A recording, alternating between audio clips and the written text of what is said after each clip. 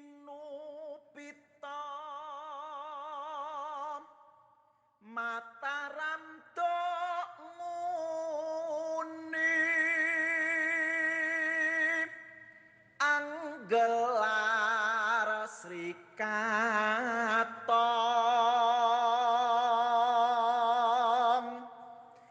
upacara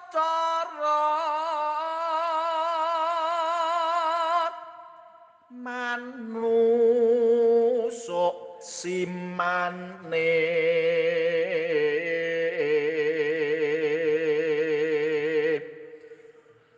para luhur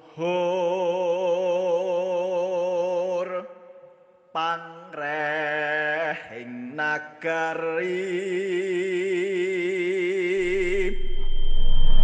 keh sebong estreni ing pasamuwanku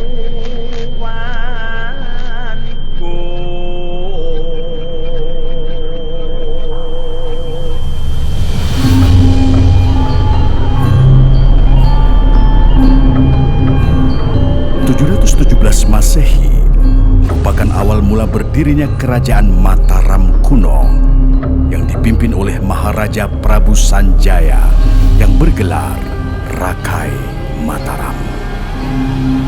Di masa Mataram kuno kerap diselenggarakan upacara penting penetapan Sima.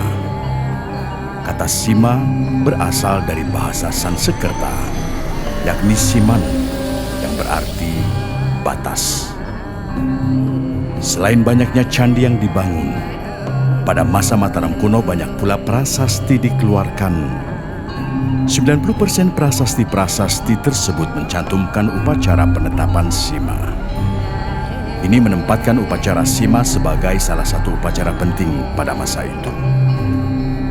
Upacara penetapan Sima kerap juga disebut sebagai manusuk Sima, yang memiliki makna berubahnya status suatu wilayah atau sebidang tanah sawah dan perkebunan, atau juga bangunan menjadi swatantra atau tanah perdikan, sehingga para pemungut pajak kerajaan tidak boleh lagi melakukan kegiatannya di wilayah tersebut. Dalam upacara Sima, pesta merupakan unsur penting meski statusnya hanya pelengkap. Di pesta inilah berbagai mahamangsa dimasak dan disajikan pada penerima Sima.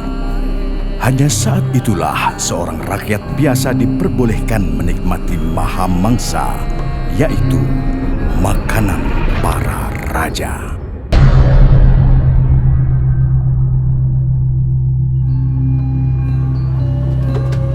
Berbicara tentang makanan-makanan yang ada di masa Mataram kuno, kita bisa mengetahui dari sumber-sumber prasasti, kemudian ada naskah kuno dan relief-relief yang ada di candi. Sementara ini penelusuran kami tentang makanan-makanan dari Mataram kuno dari 17 prasasti, di situ ada sedikitnya 103 nama makanan dan minuman. Nah, kemudian kalau di naskah-naskah itu ada mungkin Ramayana, ada Negara Kertagama, itu ada beberapa penyebutan makanan apa saja. Dan yang ketiga adalah relief candi. Relief candi yang memuat makanan-makanan pada masa itu ada di Candi Borobudur, Candi Prambanan, dan Cabean Kunti yang ada di Boyolali. Nah, kemudian prasasti-prasasti yang memuat nama-nama makanan itu biasanya berasal dari prasasti penetapan Sima. Nah, penetapan Sima itu adalah anugerah dari raja atau dari pejabat tertentu kepada seseorang yang memiliki jasa besar terhadap kerajaan dan kemaslahatan umat, itu diberi pembebasan pajak. Jadi wilayah tersebut ditetapkan menjadi Sima atau swatantra yang dia bebas dari pajak. Nah, kemudian prasasti-prasasti yang menyebutkan nama-nama makanan itu, salah satu nama yang disebutkan adalah Mahamangsa.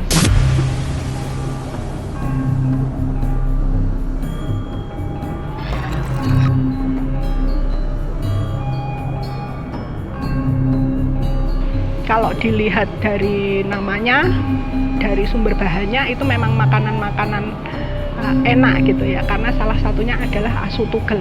Asu tugel itu adalah anjing yang dikebiri. Kemudian setelah dikebiri itu dia dipelihara dalam beberapa masa gitu ya, berapa bulan untuk siap menjadi yang namanya raja mangsa atau maha mangsa itu tadi.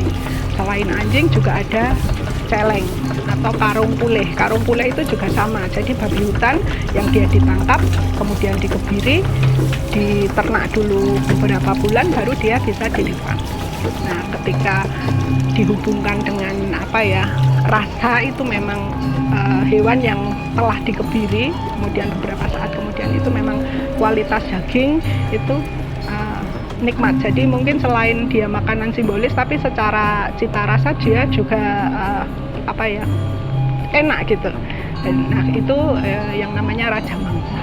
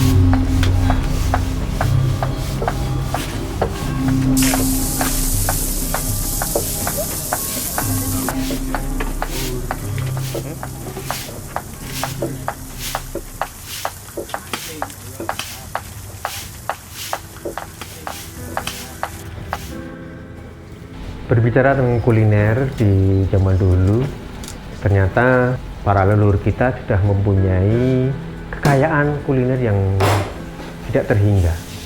Ini bisa kita lihat bahwa dari relief-relief yang ada di Candi Borobudur, Candi Prambanan, maupun yang ada di berbagai prasasti di era abad ke-8, itu banyak tertulis hidangan-hidangan yang berbagai macam. Nah, hidangan-hidangan itu memang kalau untuk masyarakat biasa kebanyakan adalah bersumber dari ikan, ya, itu. Namun untuk kalangan-kalangan tertentu, kuliner-kuliner yang ada di prasasti tersebut itu kebanyakan berasal dari daging-daging hewan-hewan berkaki empat. Dari berbagai macam jenis masakan yang ada di perjamuan Sima atau Mahamangsa, kali ini kami ingin menyuguhkan atau menghadirkan hidangan yang mungkin menurut kami juga ada sesuatu yang punya nilai prestis yang tinggi. Salah satunya adalah rusa. Rusa ini di relief Candi Borobudur juga diperlihatkan. Demikian pula disebutkan di berbagai prasasti yang ada di era-era tersebut. Mengapa rusa ini kita munculkan? Salah satunya memang rusa pada saat ini menjadi salah satu bahan yang berasal dari daging yang premium boleh dikatakan. Ya. Dan dari segi kandungan gizinya juga cukup bagus. Yang kedua adalah hidangan dari sidat.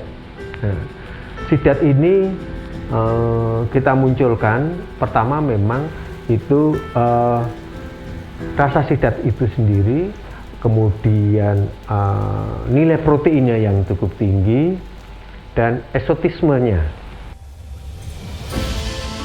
Dengan mengambil inspirasi dari selera masa lalu, Mahamangsa dihadirkan kembali dalam versi masa kini. Meski beberapa bahan baku yang dulunya mudah didapatkan, kini tampak eksotis karena tak dijual di sembarang tempat. Sejarah tidak berhenti di masa lalu.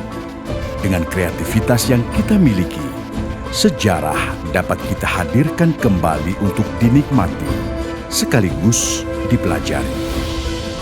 Kehadirannya memperkaya kehidupan di masa kini dan masa yang akan datang.